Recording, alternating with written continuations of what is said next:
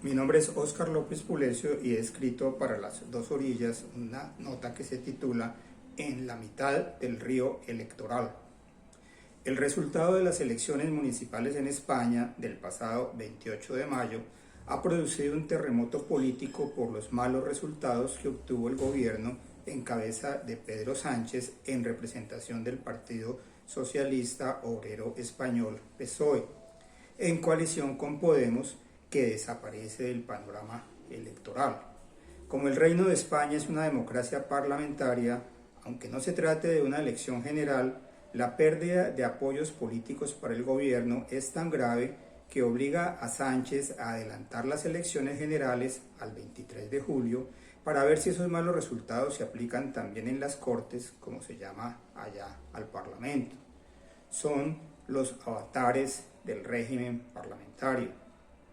En Estados Unidos, cuyo sistema presidencialista se parece más al nuestro, las elecciones de midterm, o sea, en la mitad del mandato presidencial de turno, donde se elige la totalidad de la Cámara de Representantes por 2 años y la tercera parte del Senado por 6, son una poderosa evaluación del desempeño del gobierno, pues corre el peligro de perder una de las cámaras o ambas, dificultando enormemente su trabajo y pavimentando el camino para el triunfo de la oposición 2 años más tarde.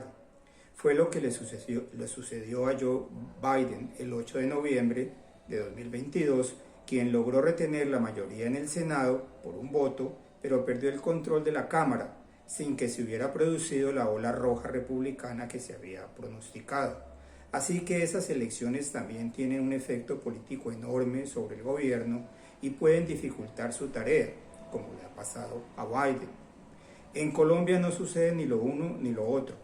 Existe un régimen presidencialista donde el presidente tiene enormes poderes que le permiten construir o reformar una coalición de gobierno cuando lo necesite, pero donde no existen elecciones de medio periodo ni las elecciones regionales, que se celebran apenas pasado un año del comienzo del gobierno de turno, tienen mayor impacto sobre la gobernabilidad del presidente, puesto que no obligan como en España a anticipar las elecciones generales de las Cortes, ni presionan la agenda gubernamental como en Estados Unidos.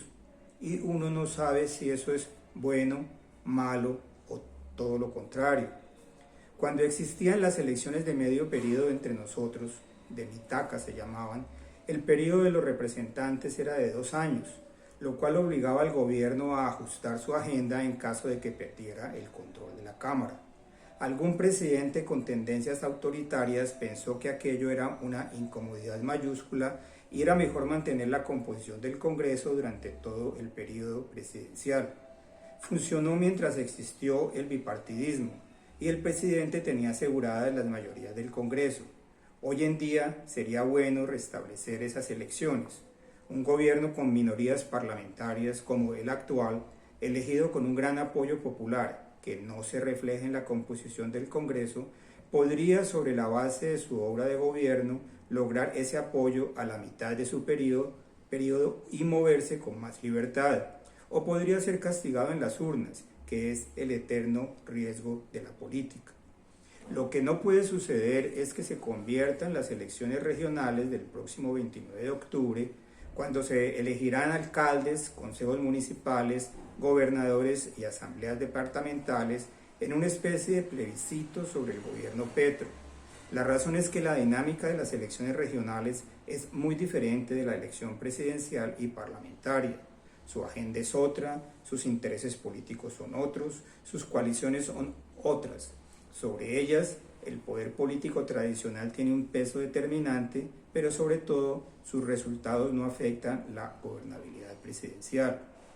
En Colombia, el gobierno puede moverse en el interior del Congreso para armar o desarmar coaliciones, pero pase lo que pase, aún en medio de un escándalo mayúsculo como el actual, la composición del Congreso y la duración de la presidencia se congelan por periodos de 4 años.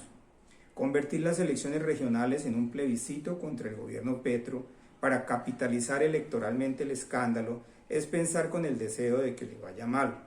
Las elecciones regionales reflejan muchas cosas, la que menos la favorabilidad del gobierno nacional, aunque ande de capa caída.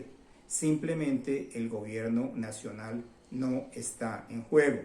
En la realidad política es mezclar peras con manzanas.